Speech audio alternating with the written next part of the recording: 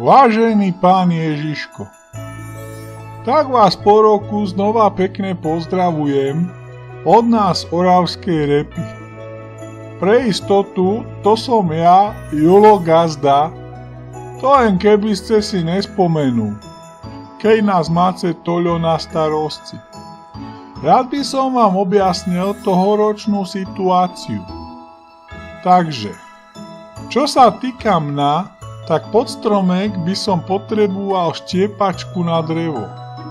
Nejako mi začali haprúvať kríže a už sa mi neoháňa sekeru tak dobre ako kedysi. Ten štrikovaný sveder mi už prosím nenoste. Mám ich už 14 a sú mi na hovno. Desne hryzu, tak ich nenosím. Urobte s nima radosť tento rok niekomu inému. Dedo by potreboval nové zuby. Na Mikuláša dostal pakel karameliek a zalepel si s nima hubu. Protéza sa mu zlepela a praskla. Sypalo sa to z neho ako roztrhnutý perlový náhrdelník. Pozberali sme, čo sa dalo a zalepeli izolepou, ale stejne mu obe šestky vľavo a sedmička vpravo chýbajú.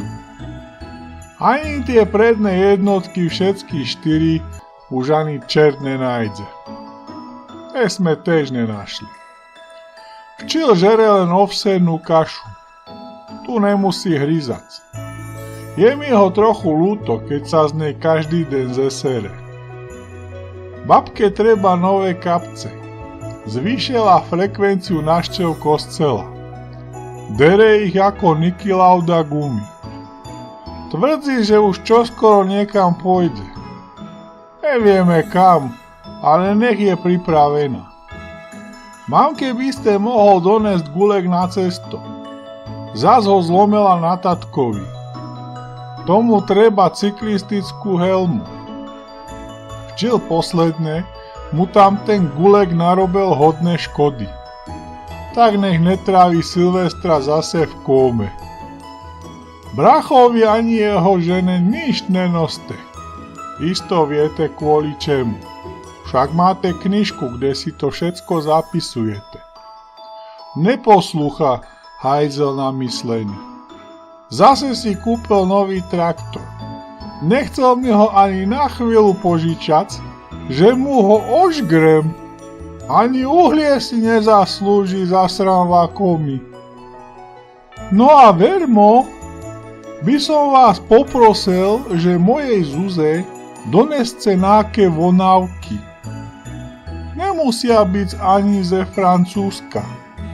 Hlavne, aby boli silné. Pri milovaní ma snej štípu oči a to sa sprchuje až 2-krát do mesáca. No a na záver by ste mohol donésť do našej dzedziny mier a pokoj. Pre istotu aj 2-krát, bo náš starosta Vinco je strašného vadu. Rozhádal celú dzedzinu. Zvyšal nám poplatky za smeti a kúpil si potom za to, že vraj obecný bicykel.